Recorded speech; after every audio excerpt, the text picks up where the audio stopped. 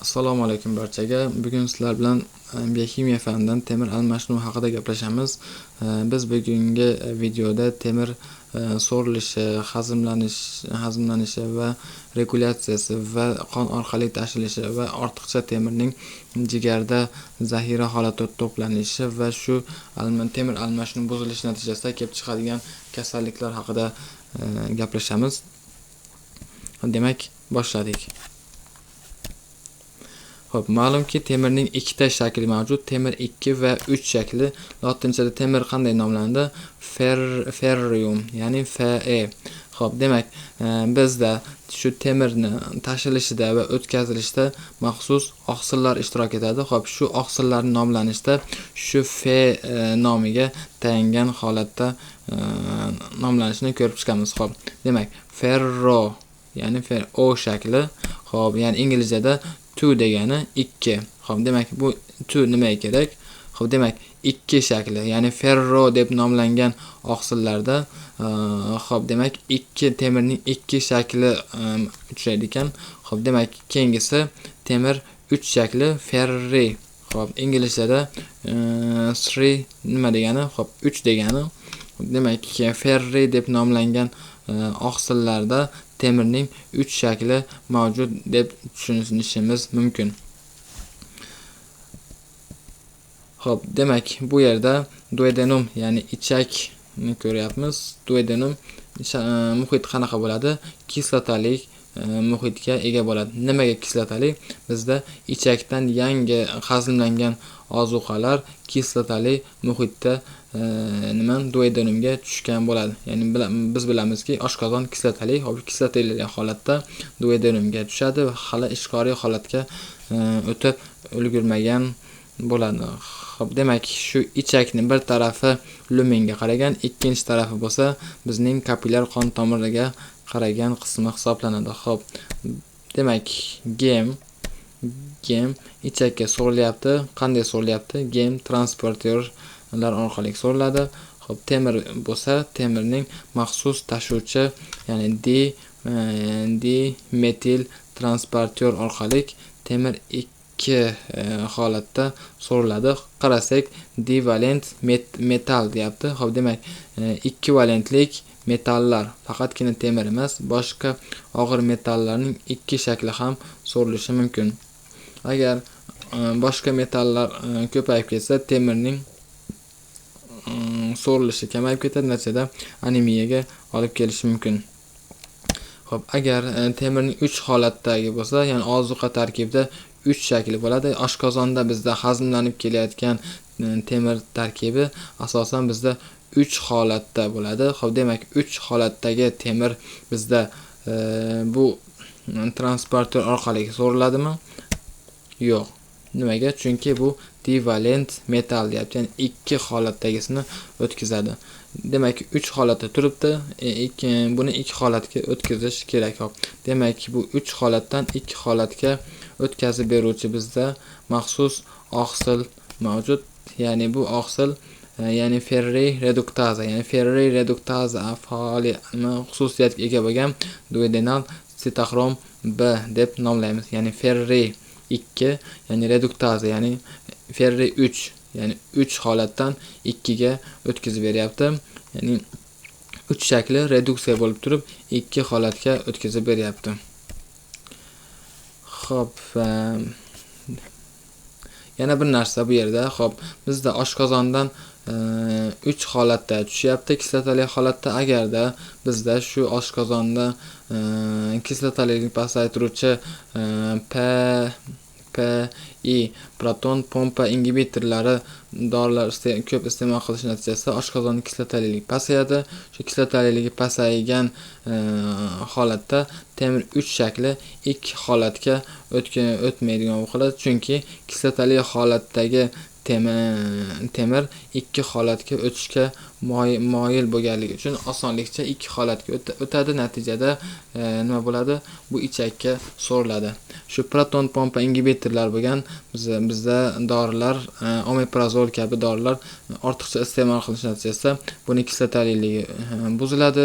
Natijada temir 3 shakli 2 shakliga o'tmay qoladi. Natijada bu ichak orqali so'rilishi to'xtaydi va bu yerda ham anemiya kasalligi kelib chiqishi ehtimoli yuqori bo'ladi.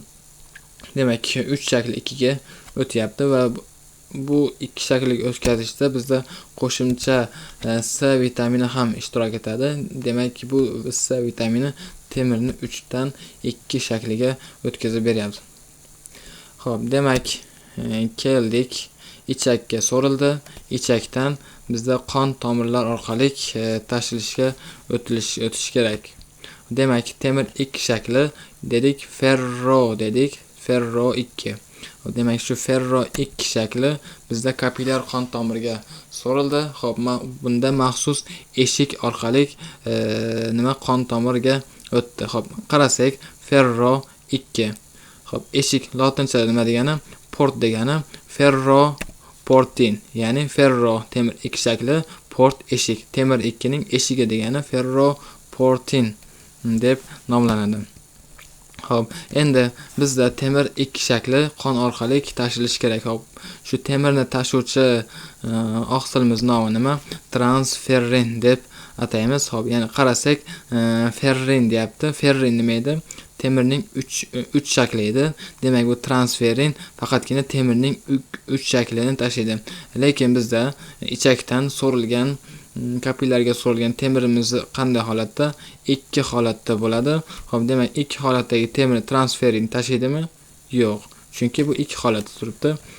Xo'p, shu holatda temirni 2 dan 3 ga o'tkazib beruvchi maxsus oqsilimiz 2 dan 3 ga o'tkazib beradi. Xo'p, 2 dan 3 ga o'tkazib beruvchi xususiyat, ya'ni ferro oksidaza xususiyatiga ega bo'lgan oqsil gepaestin. Qarasak, ferro 2 oksidlanyapti 3 ga.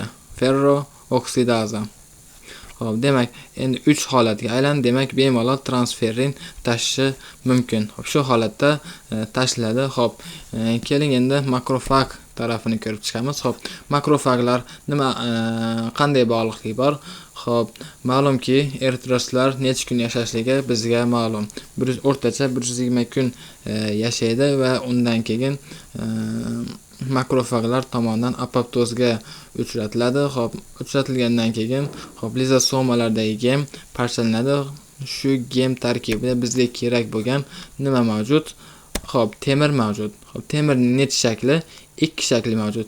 Nimaga aynan temirning 2 shakli bo'ladi? Chunki eritrositlar kislorodni faqatgina temir 2 holatda tashiydi. 3 holatdagisi bo'lsa kislorod tashimas edi. Xo'p, temir 2 shakli qayerda? Makrofagda lizosomasida mavjud. Xo'p, demak, shu lizosomadan sitoplazmaga chiqishi kerak. Shu sitoplazmaga chiqaruvchi maxsus oqsil mavjud. Shu oqsil nomi nima deymiz? NRAM1 deb ataymiz. Xo'p, NRAM1 orqali lizosomadan sitoplazmaga chiqdi. Xo'p, makrofag sitoplazmasidan endi maxsus eshiklar orqali kapillyar qon tomiriga o'tishi kerak. Demak, 2 shakli ferro deb ataymiz. Xo'p, eshik nomi port. Ferro portin orqali nima bo'lyapti? Kapillyar qon tomiriga o'tyapti. Xo'p, demak, bu temir 2 shakli albatta transferin orqali tashilmaydi. Nimaga? Bu 2 shakli. Transferin faqat 3 shaklini tashiydi degandik. Demak, bu 2 shakldan 3 shakliga o'tish kerak. Demak, 2 dan 3 shakliga o'tkazib beruvchi oqsilimiz gepaestin emas, balki bu yerda boshqa oqsil ishtirok etadi. Xo'p, demak, 2 dan 3 ga o'tkazib beruvchi xususiyatga ega bo'lgan oqsilimiz nomi seruloplazmin, ya'ni ferro oksidaza xususiyatiga ega bo'lgan seruloplazmin oqsili. Xo'p, ma'lumki, seruloplazmin temir 2 dan 3 ga o'tkazib berishdan tashqari mis tashilishda ham ishtirok etadi. Xo'p, tashiyapti. Demak, Nimaga aynan temir ikkita temir bog'layapti? Chunki transferin faqatgina ikkita temir atomni tashish xususiyatiga ega. Xo'p, tashiyapti. Xo'p, har transferin tashiganda ikkita temir atomini tashiydi. Xo'p, tashidi. Qayerga olib boradi? Keraklik organ, ya'ni qizil suyak iligiga olib boradi. Ortiqcha temirni bo'lsa, jigarga olib keladi. Xo'p, jigardan nima bo'ladi? Lizosomalarda to'planadi. Xo'p, demak, jigar ma'lum eng katta organ bo'lgani sababli, ya'ni qayerga olib borish kerakligini bilish kerak. Xo'p, demak, transferin reseptori, ya'ni shu temirni tanib oladi va shu temirni tanib olib jigarga kirishiga ruxsat beradi. Xo'p, demak, jigarda aytdik, katta organ bo'lgani sababli, xo'p, ularga yo'l ko'rsatib beruvchi maxsus oqsillar mavjud. HFE oqsili. Xo'p, demak, bu oqsillar kerakli bo'lgan lizosomalarga olib borib, shu lizosomalarda temir zaxirasini to'ldiradi. Xo'p, demak, shu temir zaxirasiga to'ldiradi. Xo'p, to'lgandan keyin nima bo'ladi? Xo'p, bizdagi shu temirni qabul qiluvchi maxsus eshiklar yopiladi. Demak, temir zaxirasi to'ldi. To'lgandan keyin maxsus signallar beriladi. Ya'ni shu eshiklarga bu eshiklar yopilsin degan signal keladi. Xo'p, demak, bu signal qanday keladi? Xo'p, bizda maxsus oqsil orqali, gepsidin orqali shu eshiklar yopiladi. Ya'ni temir zaxirasi to'ldi. Bu eshiklar bekilsin dedi. Xo'p, shu bekilish uchun gepsidin sintezi amalga oshadi. Gepsidin sintezi qancha ortgan sari bu eshiklar shunchalik yaxshi yopiladi. Xo'p, endi bu gepsidin pozitiv o'tkir faza oqsili, ya'ni o'tkir faza oqsili qachon sintez ortadi? Qachonki, ya'ni yallig'lanish natijasida, masalan, reumatoid artrit kasalliklarda nima bo'ladi? Xo'p, reumatoid artritlarda buning sintezi ortadi. Xo'p, demak, buning sintezi ortdi degani, xo'p, bu yo'llar bekildi degani. Xo'p, endi bu yo'llar bekilgandan keyin nima bo'ladi? Xo'p, demak, temir kirishi to'xtaydi. Bu yoqdan temir kirishi to'xtaydi. Xo'p, temir kelyapti. Qarasa, bu eshik yopiq, yana qayta chiqib ketadi. Ya'ni bu holatda ham anemiya kasalligi kelib chiqadi. Xo'p, anemiya kasalligi kelib chiqadi. Ya'ni bu anemiyani biz nima deymiz? Yallig'lanishlik anemiya deb ataymiz. Xo'p, demak, keldik transferin reseptorida ishtirok etuvchi maxsus, ya'ni qo'shimcha ferment mavjud. Xo'p, demak, bizda ma'lumki Krebs sikli mavjud edi. 8 ta reaksiyadan iborat. 8 ta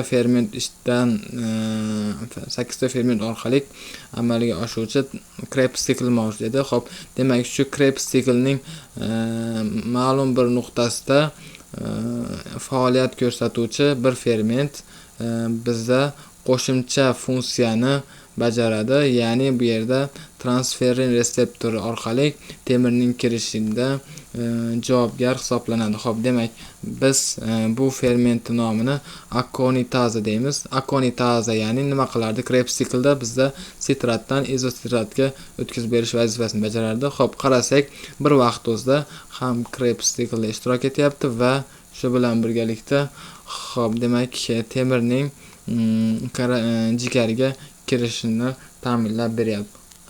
Bir vaqt o'zida ikki xil vazifani bajaruvchi fermentlarni moonlight, ya'ni oy nuri deb ataymiz. Xo'p, demak, gepsidin dedik. Gepsidin ya'ni pozitiv o'tkir faza oqsili qancha bu ortgan sari, ya'ni bu ferroportinlar, ya'ni eshiklar yopiladi. Temir, ya'ni ichakdan qonga o'tuvchi, makrofaglardan qonga o'tuvchi eshiklar yopiladi dedik. Xo'p, endi demak, gepsidinni ham nima ingib beriluvchi maxsus moddalar, ya'ni testosteron. Ya'ni testosteron qancha miqdor ortgan sari gepsidinni nimasi sintezi kamayadi. Gepsidin sintezi qancha kamaygan sari ferroportin shuncha ochiq turadi. Shu ochiq turish natijasida ko'plab temirlar kiradi. Temir kirish natijasida eritrositlar sintezi ortadi. Sintez ortgan sari sintezi ortgan sari erkak odatda sovqatmaydi. Xo'p, keyingisi